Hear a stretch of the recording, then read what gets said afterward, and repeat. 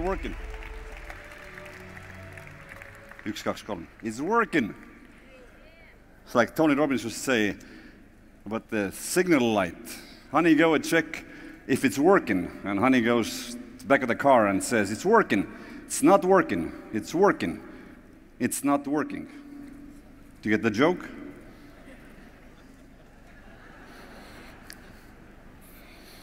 This tune I played, did anybody recognize that? It was from a movie. It was from the movie called Apollo 13. And Apollo 13 was a moon mission that started 5 days before my 2nd birthday. And so something went terribly wrong, and 3 men were stranded in a space capsule. And so they had to be very ingenious trying to figure out how to get back home. And they made a movie out of this with Tom Hanks being in the lead role called Apollo 13. A very inspiring movie. I only saw it but 3 years ago. But I always wanted to play this tune. And a friend of mine says whenever he feels depressed, he watches that movie because it's a tremendous story of confidence and courage, how people face the most difficult odds, how people in the control room work, how people in the homes of the astronauts are worried about it, of course, and how they came back. So if you ever feel depressed, watch that movie. What was the name of the movie? Exactly. I need some stuff. So, clicker? Yes.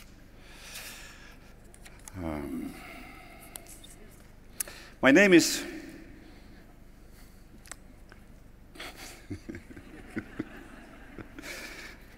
Peep Vain.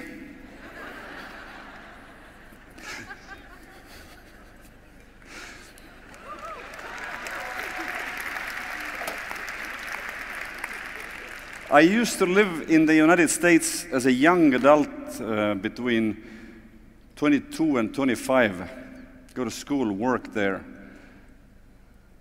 That was hard with that name. That shook my confidence a lot. The first summer, I said my name was Peter. And so I had this Terminator accent. And people would say, are you from Serbia? And I said, I'm from Estonia. And so because of that, listening to Eric, maybe I should have done differently. I named my children Maria and Robert. So if they ever go to a different country, they wouldn't have the same troubles I had. So, but maybe I should have named them something very Estonian, like, I don't even know what. But it was a confidence sort of test, because Peep means chicken. So I was a 22-year-old chicken from a post-Soviet republic called Estonia, and Vain, which is, by the way, historically quite appropriate, means eesti keeles edev. So I was a vain chicken. No, chick. And at first I hated it, but later I said, whatever. And so I'd like to make 2 bows. I've not ever done this before, but I'd like to bow to you. That means to every single one of you. And I'd like to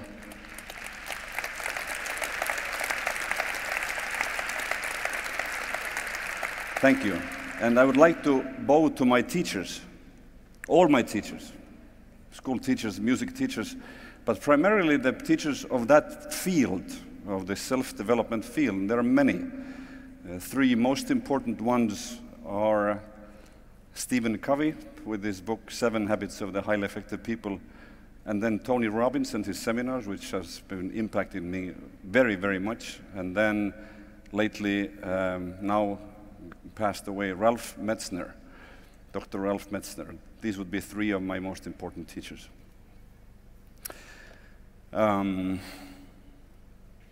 For some reason, I have a phone in the pocket. I don't know why.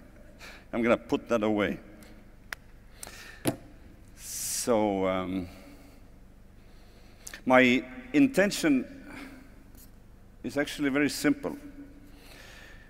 It is to share some ways to build and secure self-confidence that have helped me personally. I can and will only share from personal experience, most of it extensive personal experience. To some of you, what I'm saying will sound like theory. For me, it's all real life. And I do this with a very simple hope. I do this with the hope that some of it will perhaps move some of you. And in that motion, you will be supported with your self-confidence whenever you need it. So that's my intention.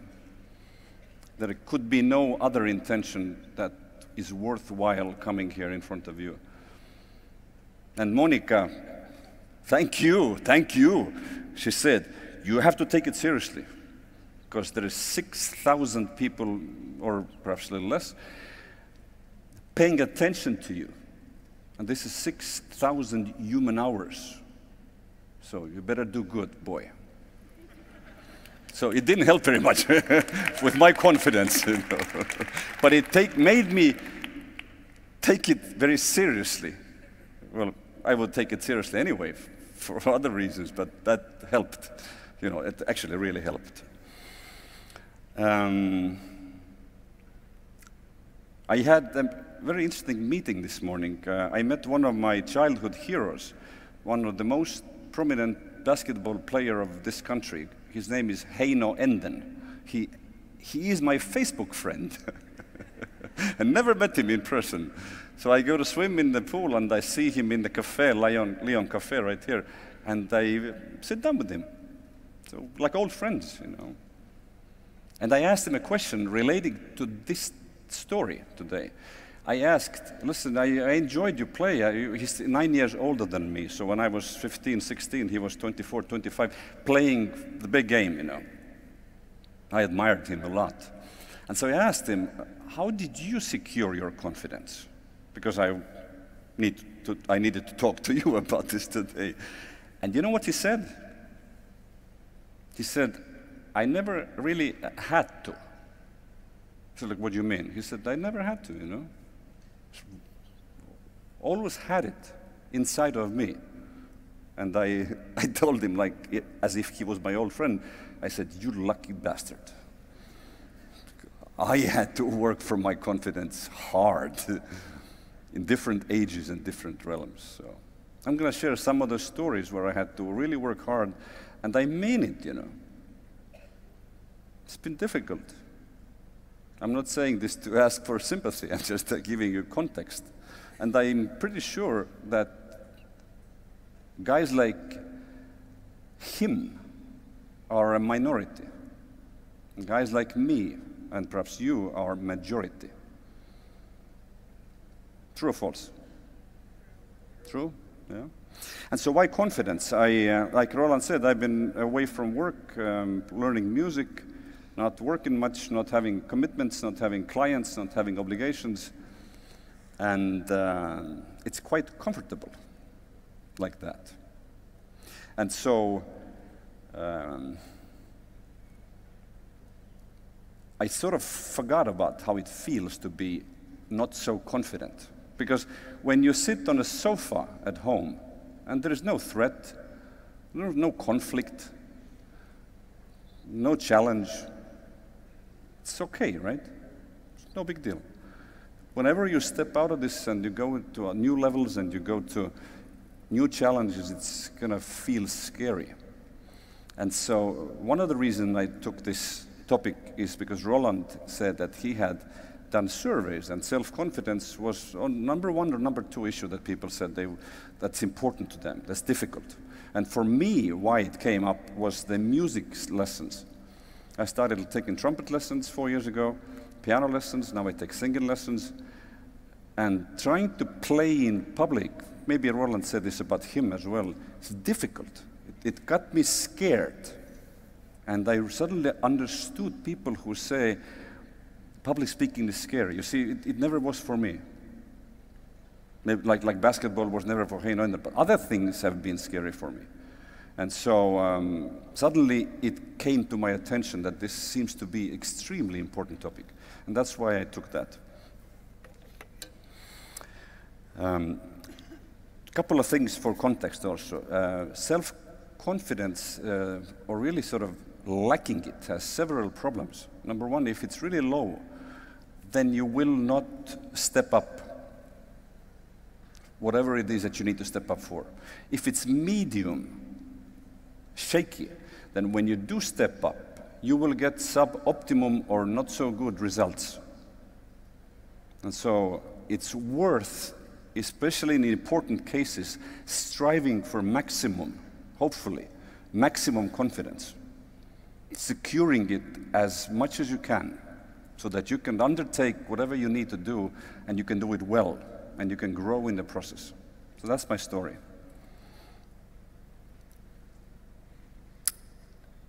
And there is another thing I just realized yesterday, which I would have not said, and I will say it shortly, and then I'll get to the topics, the main content. There's 3 things that must be mentioned, especially the first one, which is kind of a taboo in public arena, and this is financial security.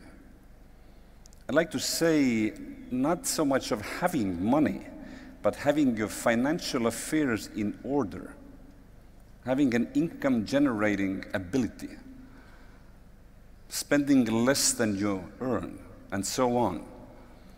If that's not present in your life, you can still be confident, but it will take so much more effort, unnecessarily so. And the other thing is health, good or even better yet, great health, because whenever you're sick or hurt, confidence drops immediately. And then the third one is good relations, especially with your closest ones. If these are shaky, if these are conflictual, if these are hard, it's very hard to maintain confidence. So these would be kind of like prerequisites, things that would be good if they are in good shape. Okay?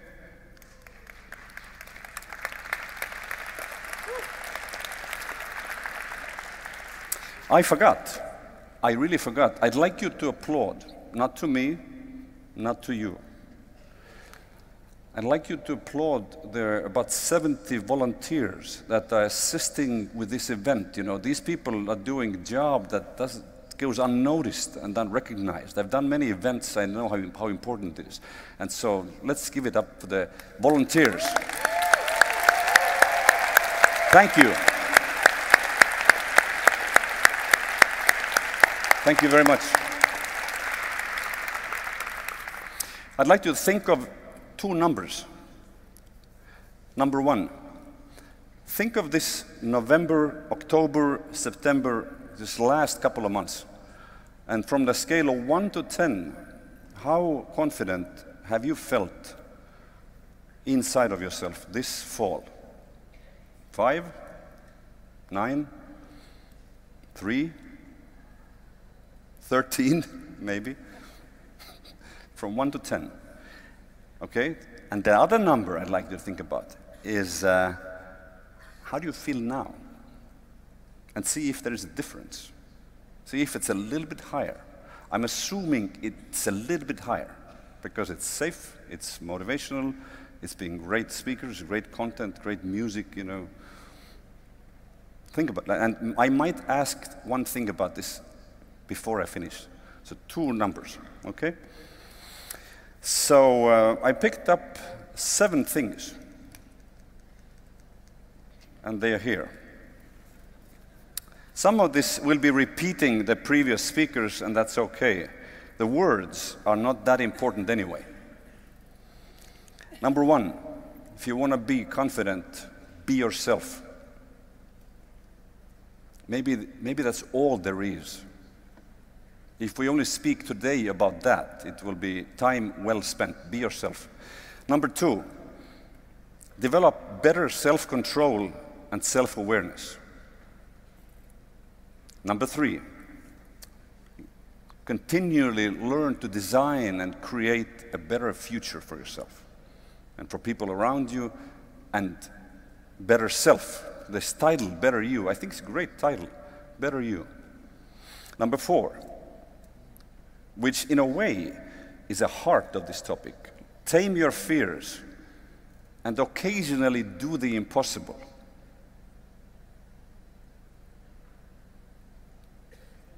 Number five, which relates to a previous speaker, Eric. I'm going to disagree with him on some points and agree on some points. But I'm saying, as a one-liner, heal all your past hurts if you want to be confident. Heal all your past hurts and work with your shadow. I'll tell later what it means, and just give a couple of pointers for that as well. Number six, serve selflessly and use mutual support and encouragement. And number seven, rise above yourself and expand your consciousness. I thought driving here today, if I had to make a choice out of those, I probably would pick as a few others. Number one, be yourself. I would pick number five, heal your hurts and work with your shadow. And then, of course, like I said, as a heart of the topic, number four, tame your fears. But I'd like to speak a little bit about each. And I know my biggest trouble while preparing was like a big, you know what a beginner, first-time author's biggest problem is? Does anybody know what's the biggest mistake is? They try to put in their first book everything they know or have heard of. So I feel a little bit, it's not a particularly new material, but the way I put it together is completely new for me. So I'd like to give a lot, so I had to narrow it down. So let's take a look at some of those things in terms of being yourself. If you ever want to test somebody's confidence, sort of ask them in a little bit of an aggressive mode, so who are you? And when they start describing something, no. Tell me who you are. Kes sa oled? And if people are not prepared for that, it's very easy to shake them, you know. Same happened to me a week ago. I was leaving, and the guy asked, but tell me, who are you?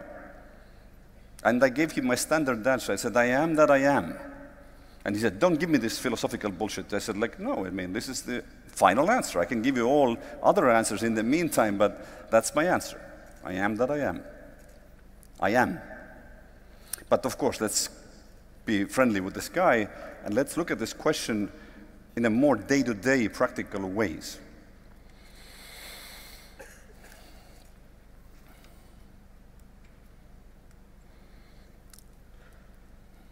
This seems like an easy thing, but it's not. Especially if we're young. We try to sort of look up to somebody, we try to be like somebody, we try to accommodate to other people's opinions, likings, we'd like to be well received by our peers, and so we sort of tend to adapt. In business, the same. With clients, with your colleagues, we try to serve, we try to make money. You know, it's kind of easy to not be yourself. But I think the biggest sort of problem lies in not wanting to be yourself, but it lies in not knowing who you are. And now, in a more detailed way, what does it mean? How to get to know yourself better? I see three different ways. One of them is in the way of various tests and things, you know, that describe your personality, or maybe describe your star sign. Two things that have been most useful for me in that field have been emotional intelligence test, taken about 2007, I think, or 6. And the other one was at the same time very extensive 360-degree feedback from my family, from my friends, and from my colleagues, you know. And then as a composite picture, I got to look at myself and see, okay, that's how I look to them. That's how my behavior feels to them. Is that really true? And why wouldn't it be? They're all my friends, you know. Why would they make it worse for me? Maybe they make it better, but not worse, you know. And so it has been an interesting journey. I think this self-knowledge bit has gone and been with me for the last almost 30 years. And this is an ongoing journey. And the reason why it's an ongoing journey is you and I change over time. You and I mature over time. And so if you have a picture of yourself which is 5 years old, it may be inappropriate. And when you make decisions based on the 5 years old picture of yourself, you're making perhaps wrong decisions for choices. And so that's why I'm saying this is a moving target and should be followed closely, you know. Every few years, it pays to meet yourself. So on top of the personality types, it's very nice to know your values. And they also tend to change. Your gifts and talents pretty much remain the same. Your needs slightly change. Your likes and dislikes totally can change. Your preferences. One of the ways to learn about yourself is attend such seminars. And I give hands down world record holding title to Tony Robbins and his seminar, Date with Destiny. By far the best seminar for me. Took it in December of 2003. 6 days, great.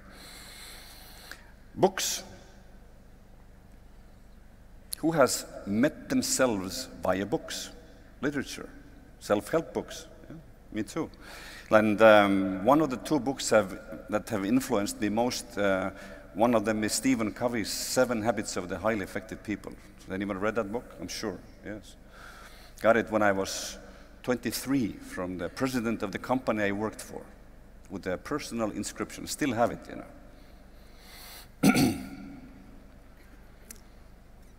The second way of getting to know yourself is self-observation. You sort of start looking yourself from a side. What am I doing? What am I saying? Why am I doing it? Where am I going and why there? What's my intention? What are my motives? And so sort of look at your thoughts, look at your emotions, look at your body. This comes up again in the second point, talking about self-awareness. But for me, by far, the best thing about self-knowledge and self-observation has been a journal. Jim Rohn, who is by now dead, always used to emphasize the value of keeping a journal. He said, this is the best inheritance for your grandchildren. Not so children, because the children know your story more or less. But grandchildren, they have no idea. And so it took me a while, but last 15 years or so, I've been very extensively journaling. It's a great way to express yourself. It's a great way to have an honest conversation with yourself. It's a great way to have a record of your growth. What has changed in your life? It's a great way to complement those written goal setting. Goal setting talks about the future. A diary talks about the past. And it's kind of a form of healing as well, of self-therapy. I really like that, you know. I think I write about 100, 150 pages a year. Almost every week I write about 2 or 3, 4 pages. And now, if I would put it together in a big binder, I think I would have like a huge book. I don't know if anybody would ever read that or care. But even then, it's been good for me. It's been very, very helpful. And then the third thing to get to know yourself is very simple. It's called talking to others about yourself, hoping they care. It's either talking to a friend, maybe a stranger, or it's talking to a therapist or a counselor. And I will come back to that also later on.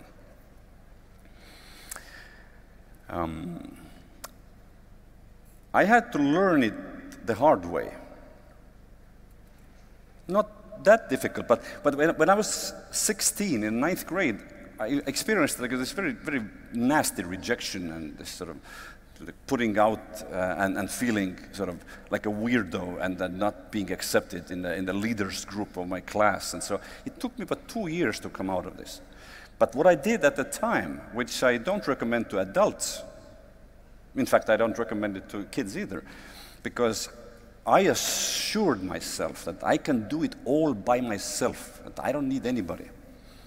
And I had this bitter feeling in my throat, and I was sort of pumping myself up internally, and I was trying to be somebody without the regard of other people's opinions and so on. And it was very, very hard, you know. The hard part was about closing your heart, because that's what it does to you. And I've gotten over this. In fact, preparing for that talk helped me to see the benefit of that. And that's exactly like Eric said in the morning, you know. I am who I am today, partly because of that event. Because I told myself, I'm going to do it. I will show them. I don't need anybody. And it was the feeling or the determination of self-sufficiency, self-determination, sort of kind of like an angry young man way, you know. Like, I don't recommend it much, but that's what happened to me. And so the other gain that came from this is I think I got trained to care a little bit less about other people's opinions. I still care, but I care less. You know. There have been times that I cared very little. But I always remember what one of my teachers, Brian Tracy, used to say, if you knew how little other people think about yourself, you would be offended. They really have their own stuff in their heads, you know, to think about. So, I'd like to recommend a couple of films to you. If you are struggling with being yourself, and I know that most people sometimes are. There is a film made by, I don't know the guy who made it, but Jim Carrey starred in it. It's called Man on the Moon. Anybody seen it? Man on the Moon. It's like a biopic of a comedian who died young. His name was Andy Kaufman. This guy was crazy. He did all kinds of stunts, and he just did what he had to do. Man on the Moon, highly recommended. The other movie I just saw a couple of days ago on Netflix is called Dolomite Is My Name. Anybody seen that? It's a new one with Eddie Murphy. There's this comic, Rudy Ray Moore, who wanted to be a singer, a dancer, maybe a motivational speaker, I don't know. But so he tried to make it, nobody paid attention to. So he listened to drunk guys behind the store rapping obscenely, like this very vulgar, crude rhymes, nursery rhymes for adults. And so he recorded them, gave them money and vodka and recorded them and wrote it down and started presenting it off stage. Became very famous. He made movies, very sort of silly, kind of weird movies, but he didn't care. It's a great, always look up to somebody. You don't need to agree with what he did or how he did it, but the way he tried to be himself, for me, was just last week, was very inspirational. Wonderful. So, let's take the second one. This one I'd like to touch very shortly. I already mentioned one thing about the observing and analyzing yourself. Basically, it's about what's really happening with you. Is that what's happening okay or not? What do your emotions tell you? Why do you feel that way right now as you do? What's going on in your head? What are the thoughts? Are they helping you? Or are you sort of trying to put yourself down? Are they sort of negative and limiting? Or are they sort of allowing, optimistic, generous, good-hearted? And in general, a lot of weird stuff is happening in our heads, you know. Is it okay to just observe? And the answer is yes, you know. So one way to gain confidence is to be able to see that the vehicle, the body, within which contains your emotions and your thoughts in your head, is this sort of under your control or not? Imagine driving a car and trying to reach some city and you're doing this and nothing's happening, you know, no control. Or you're trying to push down the pedals, nothing is changing. The car goes as it goes, you know, no control. So control for some people is a negative word, but in this context I think is a highly positive word. Whatever I want, that happens. And that starts with myself. But here, the central thing in that self-control is personal responsibility. In fact, I had one of the previous talks on this topic, this as number one. If you want to feel confident, you have to take total personal responsibility. That means that when things go wrong, you don't look for somebody to blame. In fact, you try to analyze what happened, and you're trying to see your part, and you're trying to see what mistakes you made, and you're trying to figure it out and resolve, decide not to make those mistakes again. And that gives you tremendous power, because suddenly now you have ways to improve, ways to do better than before. And there is another element that I really, really like and appreciate, is that if you fail in some ways, partially, totally, doesn't matter, then with the failure, we have different emotions like shame, guilt, depression, anger at yourself. And so the quicker you release them, the more free you are to go on. And if you are in power, in control, that means you know what you did, and you can change what you did. And then you know another thing which is very important is that, I don't know if you ever thought about this, but sometime in the US period I made an internal decision. And it wasn't like I signed a paper. But all the similar stuff that's been given today on stage was part of where I grew up in early 20s. And then somehow I made a decision that whenever I do something which is at least medium important, I will always do it as best as I can. And sometimes I fail at that, but mostly I don't. And so imagine when you know that you did the absolute best for you at this moment and failed. My question is, how can you be angry at yourself? How can you be shameful for a long time? How can you be disappointed for more than maybe an evening or two? You shouldn't. So the personal responsibility is like a secret key to self-control, power, release of the negative emotions, and doing it better the next time. And that goes with the second tool.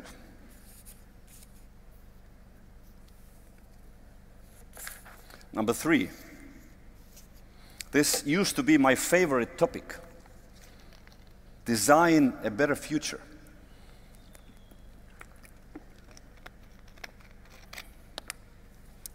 Only you can do it. It ties into the previous point of the personal responsibility. You see, there is a story. The guy was working on a construction site. And every time he goes to work, and he has cheese sandwiches with him. And so every day he eats his cheese sandwiches, and he complains. He says, I don't like cheese sandwiches. Geez, I mean, how can I eat every day a cheese sandwich? It gets so boring, you know. I never really liked them anyway. And so after about a couple of weeks, the supervisor tells him, listen, you're bringing everybody's morale down. Stop complaining. Why don't you go home and tell your wife to make you something else? And the guy says, my wife? I don't have a wife. I live alone. It's a joke. The guy made his own sandwiches and was complaining about it. So that is very significant for me. With whatever it is you're planning for, you are the one making it. And why I say that designing and creating a better future gives confidence. It's very simple. With every goal you set, and with every goal you achieve, inside, you develop this feeling of, I'm the one who can make things happen. You see, there are three kinds of people. There's people who make things happen, like hopefully most of us here. There are people that let things happen, just let it happen. And the third kind always wonders at the end, what happened? Wasn't sure, So also, which has been said today a couple of times, taking personal responsibility means no more any kind of bullshit excuses. So always look in the mirror, always tell yourself what you did and didn't do, and that will be a tremendous source of relief and guidance at the same time.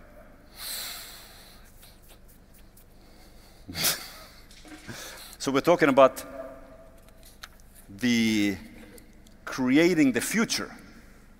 They say that the best way to predict the future is to create it, but it all starts with a vision. And the way I see it is very simple. There is a vision or a future picture or a future description of yourself and your life. Somewhere in the future. It could be 5 years ago, 5 years later, 10 years later, 1 year later. Thought, an image, story, maybe a sentence. Who you want to be. What you want your life to be like. And that is today you're here, and then this gives you direction. And on this direction, you can set goals.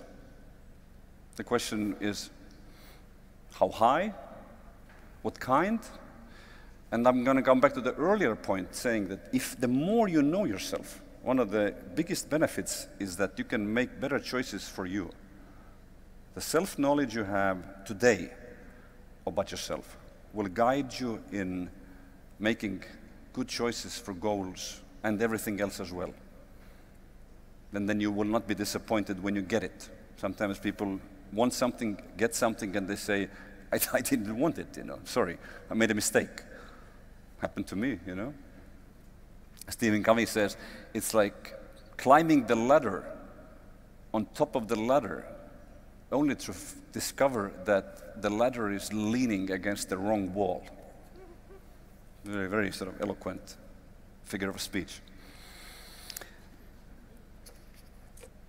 There's a couple of visions I'd like to mention that has to do with me. Who else can I talk about? At the age of 21, I was sitting on the lawn of the Moscow military hospital with my father, who was visiting with me. And we talked about the future. Let me back up a little bit. The whole thing about this creating the future and designing and creating it for you. If I only could boil it down to one question, that would be, how often do you think about future? And how often do you write about future? I encourage you to do it often. Maybe not every day, maybe not every week, but at least every month. Absolute minimum once a year. thinking about the future, thinking about what's ahead, thinking about what would you like to experience, where would you like to go, be, grow, experience. And so it was the end of a 2-year military service. And I only had a couple of months left, and I was sitting there with my father, and we watched airplanes going over the heads of us. And it was 1989. Soviet Union was still full power, and Estonia was part of it. And somehow thought came, and it said, I'd like to be able to study somewhere in a foreign country. And now it's no big deal, but then it was tremendously big deal, you know. I think I said, maybe in Sweden, or maybe in America. And my father didn't laugh. He said, we'll see. And a few years later, it happened. So what I did is I gave this thought, this piece of a vision, a right to live. So on the way back from the very first US trip, which was September of 1990, where I didn't go to school yet. I went to school in 91. I'm flying on the back of the Aeroflot flight. And back in the day, you could smoke cigarettes in the airplanes. Who remembers that time, you know? There was like a smoking section and non-smoking section, but basically the whole airplane was filled with cigarette smoke. Interesting times. And so I'm listening to either Brian Tracy or Zig Ziglar in the headphones at the time. And I just had finished the very first summer of selling books and pumped up all the motivation stuff and all the good energy and all that. And suddenly, out of nowhere, appears a thought. Maybe, well, I think it was more certain than maybe. It says, I'd like to do it one day. I'd like to be the guy in front of people, like I am today, you know. I feel like I can do it. I feel like there is something in me that allows me to do it. And I've gotten so much benefit from that, from other people on stage, me being on the seat. So much emotional uplift and so much spiritual strength to face all difficulties there. That I said, if I can do it to somebody else, that would be great. Plus all the glory and all the attention, which outwardly looks so, you know. And sometimes it is. But that's not the point, you know. I could have told myself, in that moment, who do you think you are? But I allowed this vision to be. And the reason I'm telling you this is that I'd like you to, maybe tonight, or maybe in the future when it occurs, when some kind of a personal thought for you occurs, I would like to be that, or I would like to do that, and I think I can do it. Just don't push it away. Let it be, and see where it takes you. Don't ridicule it, don't laugh don't laugh at it. And so I let it be, and it actually became my career. And the third vision I'd like to share with you happened about 7 years ago. But it was repeating. I was listening to different bands in this fancy Alexela concert hall in Tallinn. And oftentimes I'm in the seat and looking at bands and singers on the stage. This funny thought comes to me. Kind of like this Nublu song, Me Too. Mina ka. And they said, what do you mean, mina ka? You don't know how to play an instrument, you know? I said, I don't care, you know, but the way music moves people, I tell you, when music is played right, a 5-minute piece of music does more than 50 minutes of talking. Did everybody ever experienced that? That how music and then people love music, you know. So I love music, and I've loved music so much that one day I decided that I cannot be on the sidelines anymore. I want to be part of the game, and that's why I started learning music. 4.5 years now, and I haven't said it out loud from the big stage like that before, but I will become a professional musician.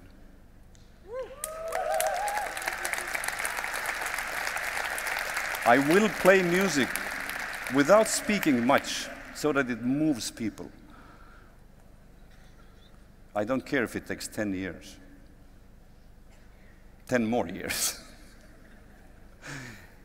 I still would have 40 years to play if I'm 60 and I'm ready. 40 years. I've been a speaker and a businessman and a coach for 20 years. Imagine, it's twice as long. And I do want to write. I discovered that I like writing and I am good at it. Last year I wrote a new book called Amidst Life, Keset elu. By the way, I always intend to tell and then I forget. My first book, the most important question, in a way, is like a manual for this story I'm telling you, for the self-confidence story. It talks about goal setting and exactly the future creating, like right now, the vision and the goals and the action, fruitful, massive action,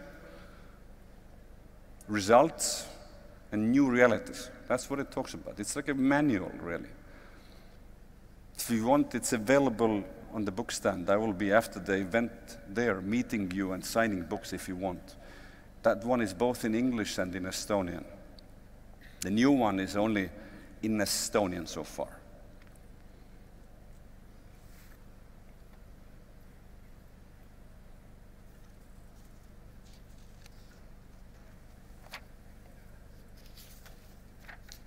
So the third path was design and create a better future.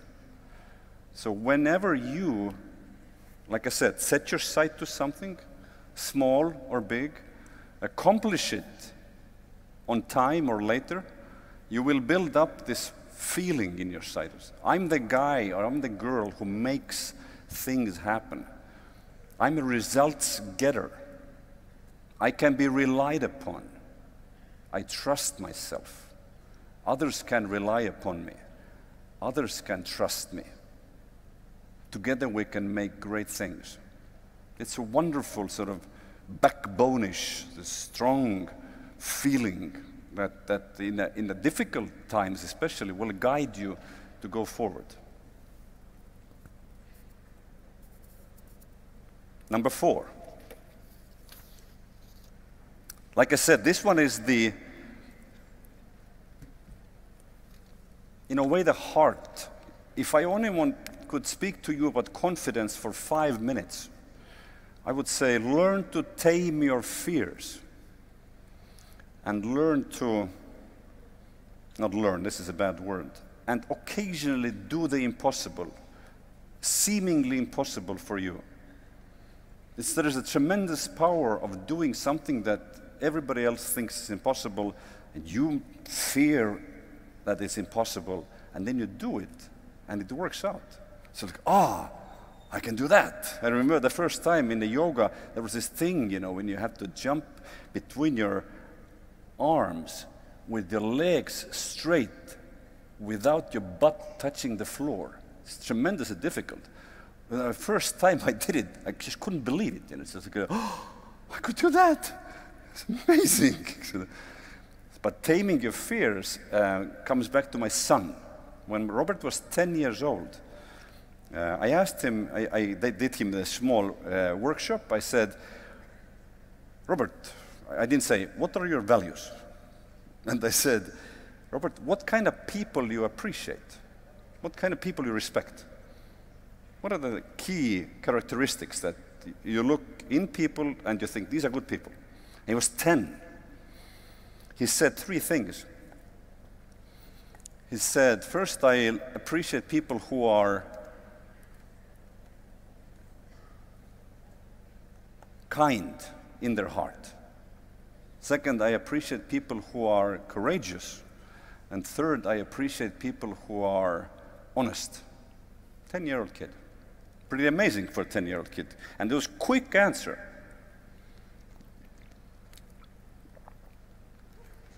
And so knowing the answer For the next question, I asked him, Robert, are you a courageous boy or are you a careful boy? And he didn't hesitate. He said, I'm the careful kind. I'm not very courageous. And this was true. And so I asked him, would you like to be more courageous? He said, yes, of course. I said, would you like me to teach you how to do that? And you know what he said? He said, like, I think it's impossible. He said, like, what do you mean impossible? He said, like, he said, you cannot teach anybody or somebody how to be courageous. I said, like, I do it in my work every month, every week. Let me tell you.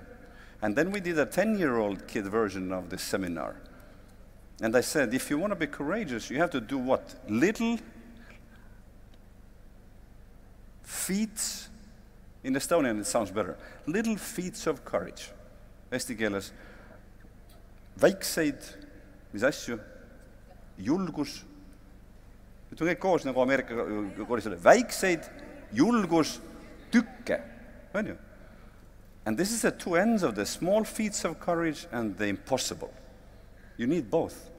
And the small feats of courage, those quantum little things, they lead to the big ones,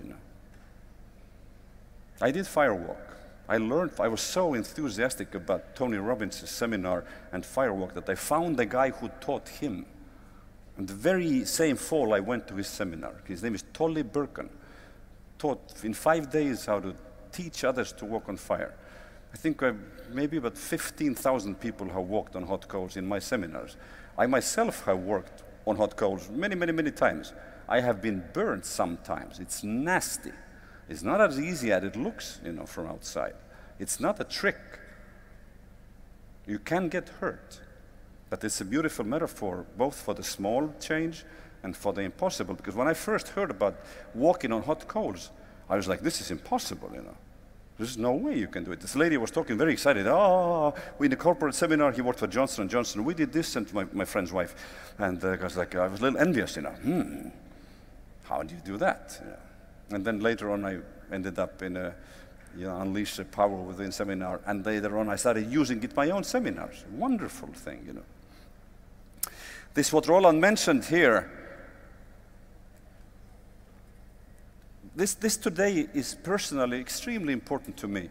And I don't want to make a big deal out of this, but my sort of meteoric rise in the local business and training heaven started in that room here, 17 years and 2 months ago.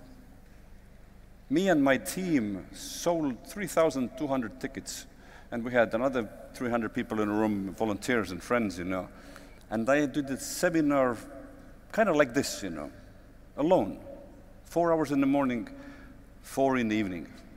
Everybody said it was impossible. Selling so many tickets, getting people in the room and doing it, But for me, it wasn't so much about the teaching or the fame or the money. For me, the best part was the team effort. How we did it as a team. It was amazing. Best teamwork experience ever. Wonderful. Thank you. And that's why I was trying to lift up the volunteers, because we had 300 college students working for free, helping with all this. It was amazing, And many different things I've tried in my life. I'm sort of a crazy in that way. That I do like challenges, small and big. And maybe because I felt, I guess, lack of confidence, so I found ways, which I'm sharing with you, to build it up. Now, you analyze your fears to make sure which ones not to tame. Some are dangerous. Some fears are for your protection. And then some you should overcome. And then you prepare. My biggest secret in self-confidence, in everything, is preparation. People who, I know this for a fact, that people who look at me at the side, my work, think that I am extremely gifted and it's easy for me. I'm somewhat talented in what I do, but I've always worked extremely hard. And to calm my worrying mind, I've always prepared unbelievably, idiotically a lot. And that has really, really helped me to be fully capable of my best result, relying on the decision to do the best I can. And then, anybody here ever used affirmations? Yeah, me too. You know, I haven't used them for 10 years, but I must say it. Well-used affirmations are great. When nobody else is there to support you or build up your confidence, you're the only one. You must do it. Simple phrases like, yes, I can. Yes, I will. I can, I will, I'm going to. Brian Tracy suggested the simple phrase, go in front of the mirror and say tomorrow morning, good morning, I like myself, and see how it feels. Most people start laughing. It feels silly. There's nothing silly about it if you really like yourself. Or Estonians would say, I kind of like myself. That's more safe, I guess. You know? Or in general, I like myself. You know? And I'm not talking about narcissistic disorder when you are like the guy who fell in the lake, you know, in the Greek mythology. When just, oh, I look so wonderful. It's just like self-affirming. It's stuff you need to hear in a difficult moment. For me, the best affirmation was what Tony Robbins taught once on one of his tapes. And it was called, I love my 3 dots meditation. And in two or three occasions when I felt that very, very low in my life, I used it. You know, I'm like this kind of conservative fellow who takes on the tool at the very end, only if I really have to, you know. And the way it goes is very simple. I went running or walking, and I started like repeating out loud. Just affirmations work out loud with emotion. And I started listing all the things and all the people and all the attributes and everything in the world I love. Like or love. Estonians would like to say, I like. Americans say, I love. You know. But love, ma armastan, is stronger. And so try, I challenge you. Whenever you feel depressed and you go out walking or running, and then you repeat in 15 minutes, you take every person you love, every pet you love, everything in your house you love, everything about yourself you like, and you repeat that person 4 times, like your mother, for example. Let's suppose you love your mother, which is a good thing to do, by the way, you know. And to say, I love my mother. I love my mother. I love my mother. Ma armastan oma ema. Ma armastan oma ema. And then you can take your father, your wife, your husband, your pet dog, whatever, you know. I challenge you. Do it for 15 minutes. And then try to feel depressed. Unless you're clinically totally depressed, which I wasn't, you will feel impossible to feel depressed. Amazing way to affirm yourself. And I know locally here, we Estonians have been very skeptical of this. You know, this is a kind of American thing, you know. And if you do it wrong, if you do it like with pink glasses and tell yourself falsehoods, not true, oh, everything is wonderful, it's sun shining when it's not, you know, you go crazy. Don't be silly. But the intelligent way to use affirmations is great. There are other things. Body, I just mentioned it, you know. Whenever you feel insecure, Jordan Peterson, in his new book, the first chapter says, stand up straight with your shoulders down. That's the title of the chapter. I learned it in singing lessons, you know. How do you manage your posture whenever you feel unconfident, you know. It's an amazing difference. Small changes, millimeters, and so on. Breath. Before, when I was younger, I used to have to pump myself up before the speeches and seminars. Then I had to use to calm myself down with breath. Whatever works. Also, from those stories I'm telling you, whatever works. I hope something resonates. I hope you like something. Oh, this is a good idea. And I hope you take it and put it to action. I really do. Nowadays, preparation. I didn't pump myself up today on the backstage. I didn't meditate or calm myself down, even though I was planning to. But then I realized Roland was talking about me. I said, oh, fuck, I had to go on stage, you know. That sort of did it for me. I was nervous. I don't like to say it, but I was nervous. I was nervous in the sort of sitting in the audience is much more comfortable than being on stage at first. The front row was right there next to Alar. And then suddenly you feel the pressure building up, oh, you feel a knot in your stomach. I haven't felt it in a long time. But I have to tell you a story when I felt it last year. A guy calls me and says, we have this gala dinner for best companies in Estonia. Would you be willing to play something on trumpet? And I tell you, this was 2.5 years ago. I said, when is the gala? He said, next year, 1 year from now. And I said, oh, 1 year I can do it, fine. And so that's where it went. Every week that comes closer to the gala, I felt more and more scared. It's like, what have I promised? I called them, I said, listen, can we cancel this, please? I don't feel comfortable. He said, no, please do it, And so, okay, fine, I did it. I took a piece called Pilgrim's Choir from Richard Wagner's Tannhäuser opera. My teacher picked it for me, and I learned to play it. And so I go there in daytime, nobody's there.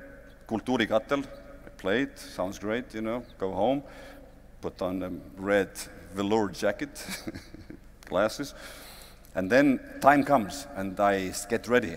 And they say, listen, you have to wait half an hour.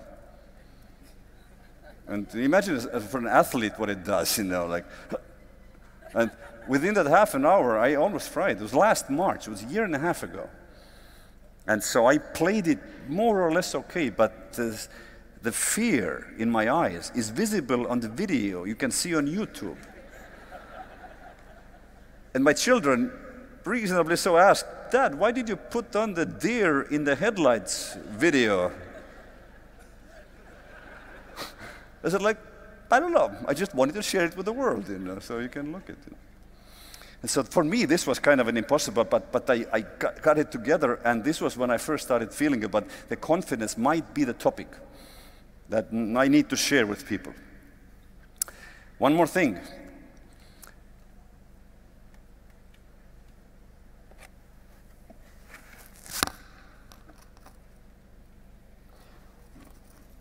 Whenever you feel less than confident, but you're prepared, and the stuff is important, you don't show it. It's called masking the lack of confidence. You just start doing it, and then the fear goes away.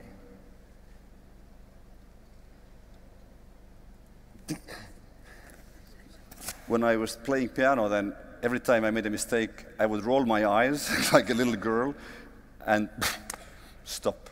My teacher said, you must not do it. You must keep on playing no matter what. And keep a straight face, poker face. Because if you make this face, everybody knows you made a mistake. But if you just keep playing and end up at home in the tonic, it's going to be all right. Most people won't know the difference. Sounds good. Don't be ashamed of masking the lack of absolute confidence. If you start doing whatever you need to do, this shaky feeling goes away. Anybody has ever experienced that? And in public speaking, when you feel less than confident, only 10–20% is visible. The rest is hidden.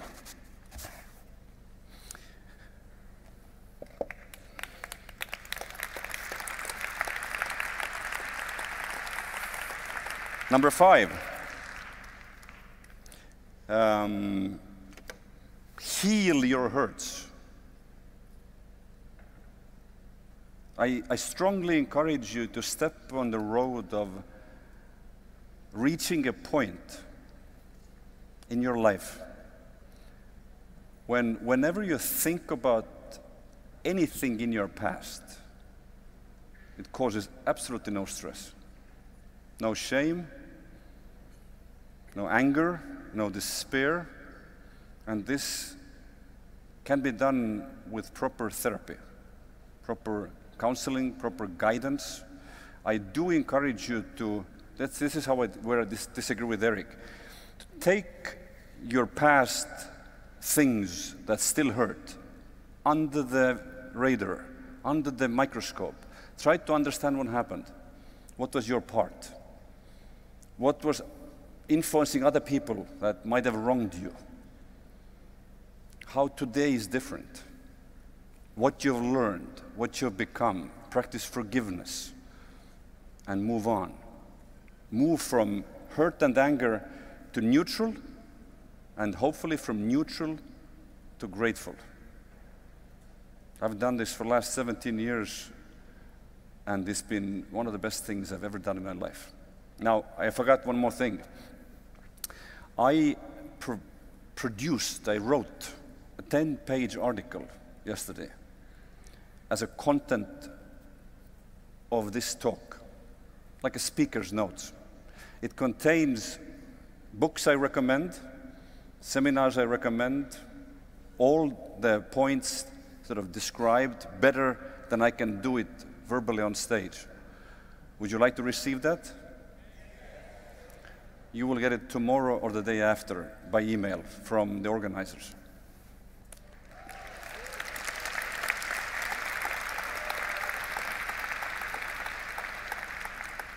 And the reason I say this, because I am running out of time. And the second part of this, the fifth path to self-confidence, is working with your shadow, which has been my biggest hobby for the last 10 years. And the lady I learned it from, her name is Debbie Ford. She's unfortunately dead by now, and she has a book called Dark Side of the Light Chasers. And working with your shadow means basically that you're trying to see which parts of yourself you're hiding from yourself. Which parts of yourself, when other people show it to you with their behavior, upsets you, makes you want to judge them, makes you want to reject them. In fact, where it's you that you're rejecting.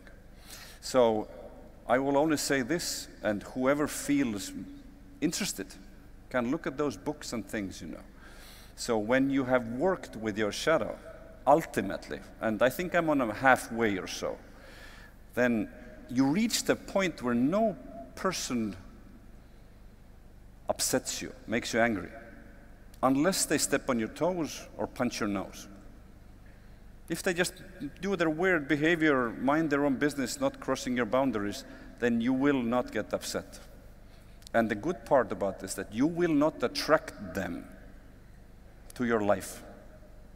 You can merrily go with your life without attracting those behaviors that seem or have seemed inappropriate or weird for you. And then the ultimate gift in this is self-acceptance.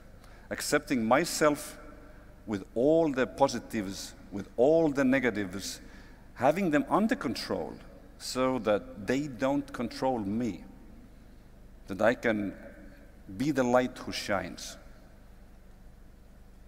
That the other part of the shadow work is accepting your light. Because me, maybe also you, I have looked at people, admired them, and thought, I'm not as good. I'm not as compassionate, I'm not as funny and all that, and so sort of putting myself down like that. You have to accept those parts as well. So the shadow is controlled and the light is shining. That's the ultimate goal. Number 6. Whenever I get stressed, having this speech or having a seminar, always what helps is thinking about other people. You cannot feel unconfident when you think of other people. That means when you think of other people, you don't think of yourself. That's why I say serve selflessly, and the fears go away. I also say that use mutual support and encouragement. And for that, I do recommend a small trick. Be the one who supports others. Be the one who asks how you're doing, how you're really doing, what's wrong with you, how do you feel, and be the one who lifts up people in their time of need. And then the same will happen to you. And when it doesn't happen to you automatically, then you suddenly feel the courage inside of your heart to ask for help. On many occasions, I've called a friend and said, listen, I'm at a very low point. Please remind me what's great about me. And it sounds like a part of a joke, but it's not. It's for real, you know. And they tell you, this and this and this and this. And so I believe you can do it well. Don't worry about it. Just do what you do, and it goes well. And it does. And the last part, which has the spiritual element to it, is kind of simple, really, in a way. It has to do with, again, not worrying about yourself, rising above yourself, seeing yourself as more, and then expanding your inner room, expanding your consciousness with that.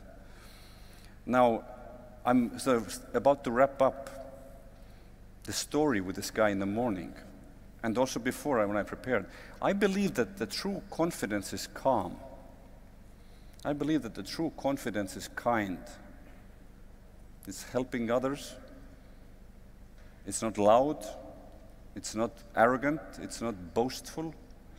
It's sort of this calm thing. Therefore, find your inner calm. Either it comes from one of the things that I said before, maybe it comes from something completely different that I didn't mention at all, or maybe it comes from yoga. I've been practicing yoga for 12 years. Maybe it comes from meditation. Maybe it comes from observing your craziness in your head, the thoughts. But somehow, if you do that, if you look for this inner calm, you suddenly rise above yourself, above your personality, above your name, above your roles, about how other people think about you, what you might worry, fear, doubt, and so on. And the more you do it, the more normal it gets. It's not completely every day for me, but I get glimpses every now and then, and it feels absolutely wonderful. Then the whole topic of my speech suddenly goes away. No need. And I recommend it. And I will do the last bit, because they said if I don't stop on time, they will cut off the sound of the microphone. So I need to get to the very last point. Before I do that, I'd like to say a couple of words. I think that you in this room, this is an absolutely tremendous thing. People like you who like to work with themselves, who like to have their goals and make a difference in the world. You're making the world a better place in your little circle of life. And if everybody does that, like this doorstep cleaning thing Robin Sharma was telling, that's how the world gets better. And that's why I think you are very special people. Keep doing what you're doing.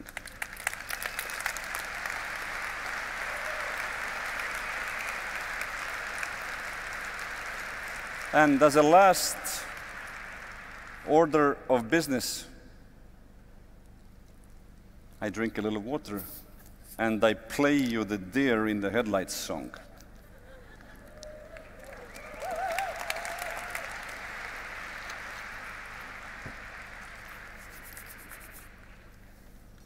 And then I'm done.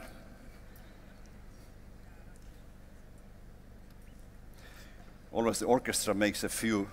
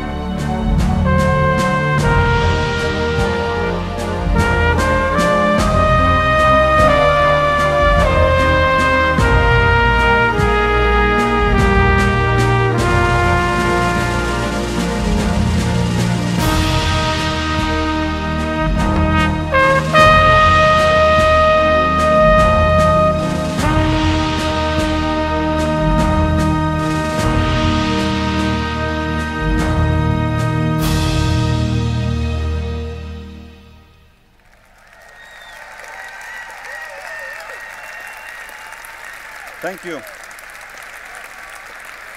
Thank you very much. I wish you well, lots of confidence. Thank you.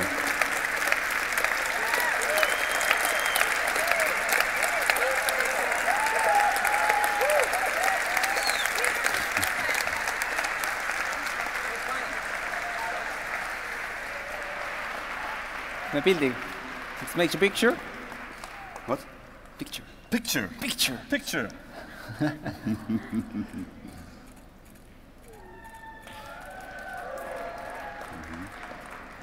Thank you. One more big hand to Peep Vain.